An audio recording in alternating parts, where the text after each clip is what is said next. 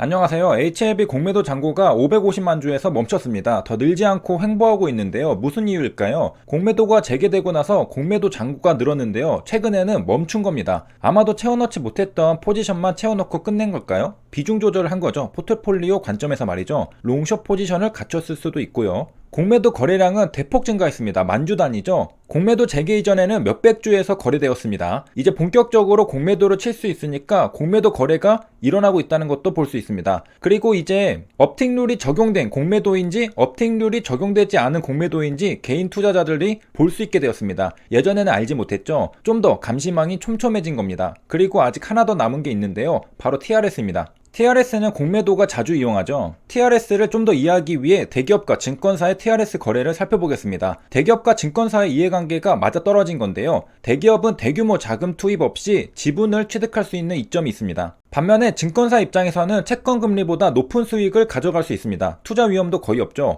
왜냐? 상대방이 대기업이거든요. 그리고 지분 취득하는 건 단순 투자가 아닙니다. 시세 차익을 위한 투자가 아니라는 것이죠. 내부자에 가깝습니다. 그렇기 때문에 마음만 먹는다면 시세도 움직일 수 있는 게 대기업입니다. 상식적으로 계열사를 지원하고자 지분을 취득했는데 계열사의 주가가 하락해서 대기업의 지분이 반대 매매가 나가는 건 상상하기 힘듭니다. 물론 주식시장에서는 온갖 일이 일어날 수는 있지만요. 적어도 헤지펀드가 지분을 취득하는 것보다 대기업이 계열사 지분을 취득하는 게 위험이 더 적다는 건 동의할 수 있을 겁니다. 헤지펀드는 외부자의 시각에서 분석해서 투자하는 것이지만 대기업은 내부자의 시각에서 분석해서 투자하는 것이므로 좀 더 기업의 상황을 잘 알고 투자하는 것입니다. 그러니까 증권사 입장에서는 반대 매매만 피할 수 있다면 투자 위험은 거의 없는데 대기업과 TRS 거래를 하면 이런 위험이 없는 계약이라는 겁니다. 윈윈하는 거래죠. 대기업은 계열사 지분을 대규모 자금 없이 취득하고요. 증권사는 채권보다는 높은 수익을 받고요. 그런데 알고 보니 전문 투자자가 위험 회피, 해지 목적으로 TRS 거래를 하는 게 아닌 일반 투자자, 기업이 TRS 거래를 하면 자본시장법 위반이었다고 합니다. 그래서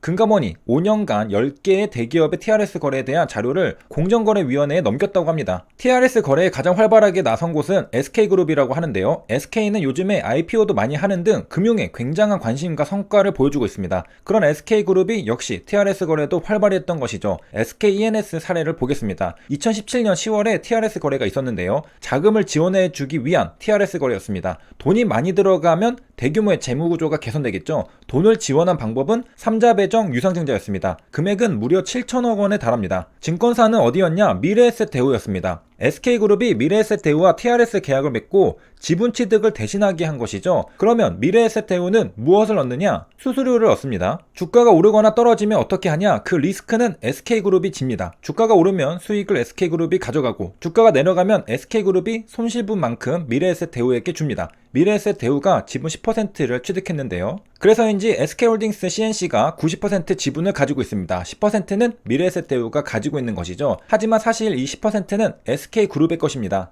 2017년에 뉴스 기사는 이렇게 나왔습니다. 미래에셋 대우가 재무적 투자자 FI로 유상증자에 참여한다고 말이죠. 그리고 제3자 배정 유상증자에 참여하는 실질적인 주체가 미래에셋 대우도 아닙니다. SPC를 세워서 참여하죠. 그러니까 실질적인 소유주는 SK그룹인데요. 유상증자 참여 대상자는 SPC로 찍히게 됩니다. SK에서 미래에셋으로, 미래에셋에서 SPC로 두 다리를 건넌 것이죠. 그 결과 주주 구성은 SK가 90%이고 SPC가 10%가 되었습니다. 그리고 7천억 원을 투자하면서 지분을 10% 받아가니까 SKENS의 시가총액을 약 7조 원 수준으로 평가했다는 사실도 알 수 있습니다. 그리고 이 SKENS에는 최태원 회장의 아들이 입사한 상태입니다. 자녀들 각자마다 특성 있게 다른 분야의 회사에 입사했는데요. 장녀는 바이오 기업에 들어갔고 차녀는 반도체 기업에 들어갔습니다. 그리고 아들은 에너지 회사를 선택한 것이죠. SKENS는 도시가스에서 LNG 사업으로 확대하여 에너지 사업을 하고 있습니다. 2017년도 재무구조 개선을 위해 제3자 배정 유상증자를 했던 것으로 돈을 못 버는 게 아닌가 싶었을 텐데요. 의외로 2014년 이후로 매년 3천원에서 6천억 원의 순이익을 기록하고 있는 알짜 비상장 자회사입니다. 부채가 좀 많을 뿐이지 돈을 잘 벌고 있었다는 겁니다. 그리고 2017년도에 자본을 넣으면서 부채를 좀 줄여준 것일 뿐이죠. 확실히 현금을 벌어들이고 있다는 걸 알 수 있게 지주회사 증권사에게 5천억 원의 중간 배당도 했다고 합니다. 그리고 SK그룹은 SKENS의 상장을 추진하겠다는 의사를 밝히기도 했습니다. 최근에 SK 관계사들이 굉장히 많이 상장하고 있는데 그 후보군 중에 하나도 바로 SKENS인 겁니다. 그리고 기업 가치는 2017년도 제3자 배정 유상증자 당시 측정했던 것과 마찬가지로 7조 원으로 예상하고 있다고 합니다. 여기까지만 봐도 증권사 입장에서는 대기업과 TRS 계약을 맺는 건 확실히 무위험 수익이 맞죠. SK그룹은 알았던 겁니다. SKENS가 알짜 기업이고 돈을 잘 벌고 있다는 것을 말이죠. 그래서 지분 투자를 하고 싶은데 자금 조달하려면 돈이 많이 드니까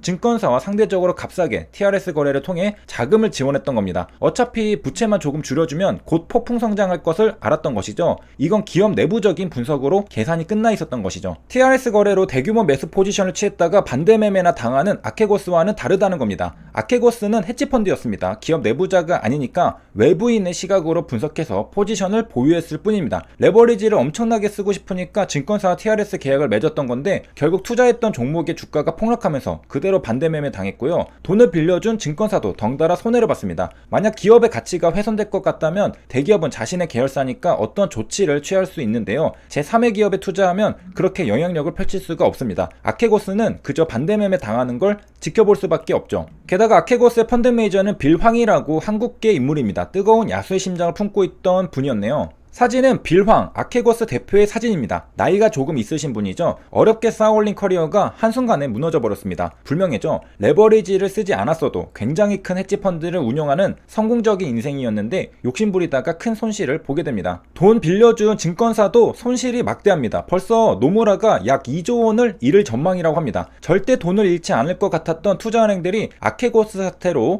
몇백억도 아니고 몇천억도 아니고 무려 2조 원을 잃게 되었습니다. 정말 아까운 돈인데요. 노무라에 일하고 있는 임직원들은 정말 의지가 꺾일 정도의 손실일 거라 생각합니다. 이제 열심히 일해봐야 언제 2조 원을 채워 넣을까 이런 생각을 하겠죠. 그리고 다른 증권사도 마찬가지입니다. 크레디트 스위스, UBS도 3,300억 원 가량 손실이 났다고 합니다. 빌황이 운영하는 펀드는 가족 펀드였다고 합니다. 자신과 가족 그리고 가까운 지인들의 돈만 굴린다고 합니다. 그런데도 규모가 약 70억 달러니까 7조 원입니다. 어마어마한 실력으로 쌓아올린 커리어입니다. 다른 사람들로부터 돈을 받은 것도 아니고 가족 펀드인데 운용 규모가 70억 달러입니다. 아마 실패는 한 번도 안 하고 계속 성공만 하면 저 정도 금액을 굴릴 수 있지 않을까 싶을 정도의 엄청난 금액인데요. 그러니까 지금 손실난 투자자들을 보니까 빌황과 가족들, 지인들, 돈 빌려준 투자은행만 손실을 봤네요. 다른 개인 투자자들은 해당되지 않습니다. 왜? 가족 펀드였으니까요. 그래서 사건이 전 세계적으로 엄청난 이슈가 되진 않았던 것 같습니다. 피해자가 소수니까요. 여러 불특정 개인들에게 피해가 전파되진 않았다는 겁니다. 아케고스는 전체 자금의 약 5배에 달하는 돈을 빌려서 투자했다고 합니다. 우리가 미수 쓰면 약 5배 될 텐데 비슷한 수준의 레버리지입니다. 7조에 5배면 35조 원 포지션입니다. 굉장합니다. 주담대였다면 5배 포지션을 구축할 수 없었는데 TRS라는 편법을 사용해 5배 포지션을 구축했던 것이죠. 그리고 TRS의 맹점이 바로 누가 계약의 주체인지 모른다는 점입니다. 노무라도 2조 원 손실을 보게 된 이유가 아케고스가 다른 투자은행으로부터도 이렇게 거대한 TRS 계약을 구축한 걸 몰랐다는 것이죠. 투자은행도 모르는데 이건 아무도 모르는 겁니다. 워런 버핏도 말했습니다. TRS는 평시엔 괜찮겠지만 증시가 하락하기 시작하면 시장의 대량 살상 무기가 될 것이라고 말이죠. 그리고 이 TRS의 익명성을 잘 이용하는 게 공매도입니다. HIB 공매도가 550만 주에서 멈췄습니다. 공매도가 자주 이용하는 TRS 거래를 대기업도 계열사를 지원하기 위해 사용했습니다. 그리고 TRS 거래를 했던 아케고스는 가족 펀드였는데요. 어마어마한 손실을 냈습니다. 여기까지 시청해주셔서 감사합니다.